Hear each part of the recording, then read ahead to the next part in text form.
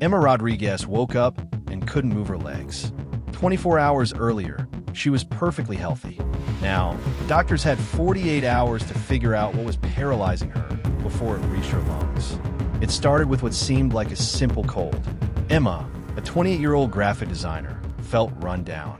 Fever, cough, fatigue. Nothing unusual for flu season. She stayed home from work, rested, and waited for it to pass.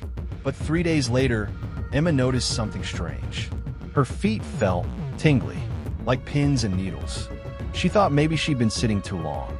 The tingling spread, turned to numbness, then weakness. By the next morning, when Emma tried to get out of bed, her legs gave out completely. She collapsed at the bottom of the stairs. Her boyfriend found her there, crying, unable to stand. He called 911. In the emergency room, Dr. Michael Foster, a neurologist, examined Emma's legs. He tapped her knees with a reflex hammer. Nothing. Her reflexes were gone. Completely gone. That's when he knew this wasn't just weakness.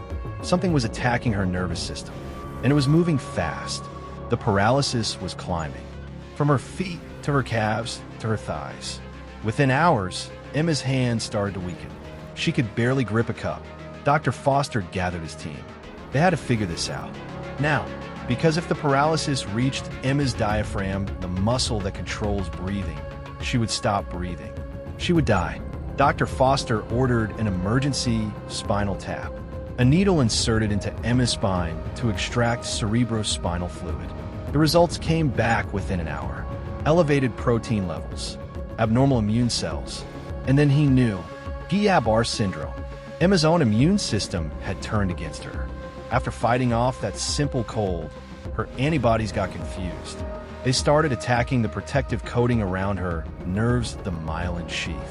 Without that coating, electrical signals from Emma's brain couldn't reach her muscles. It's like cutting the insulation off a wire. The signal just stops.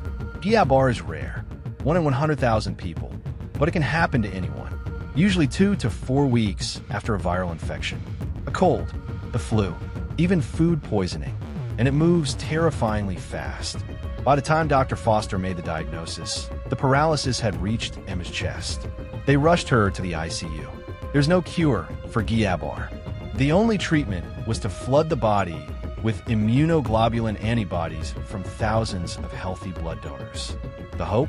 That these good antibodies would calm Emma's overactive immune system, stop it from attacking her nerves. They hooked Emma up to N4. The treatment would take 5 days.